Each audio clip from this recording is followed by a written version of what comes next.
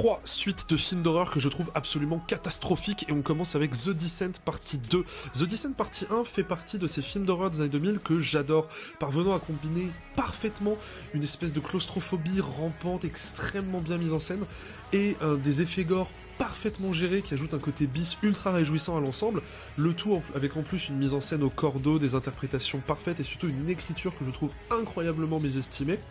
The Descent partie 2 fait tout l'opposé, en partant d'un point de départ complètement débile,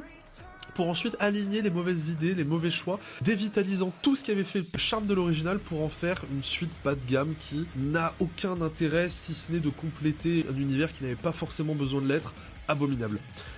Piranha 3DD, l'original n'est pas du tout un modèle de finesse, mais il est sauvé par des effets gore qui, si l'exécution peut un peu laisser à désirer, la faute à des effets visuels pas toujours bien terminés,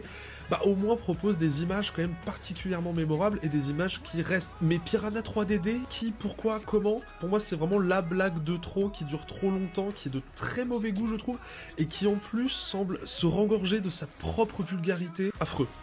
L'Anon 2, alors l'Anon 1 fait partie de ces films qui sont nuls mais que j'aime bien pour une raison toute bête, à savoir que je ne peux pas refuser un décor gothique quel qu'il soit. Mais l'Anon 2, on savait que l'univers Conjuring, depuis Conjuring 2, c'était plus ou moins une lente descente vers l'enfer et la catastrophe, mais l'Anon 2 quand même saute le pas avec un aplomb qui est quand même absolument remarquable. C'est de très loin le pire film de cet univers, avec Conjuring 4 qui le suit de pas loin. Et vous, est-ce que vous avez des suites de films d'horreur que vous trouvez aussi affreuses ?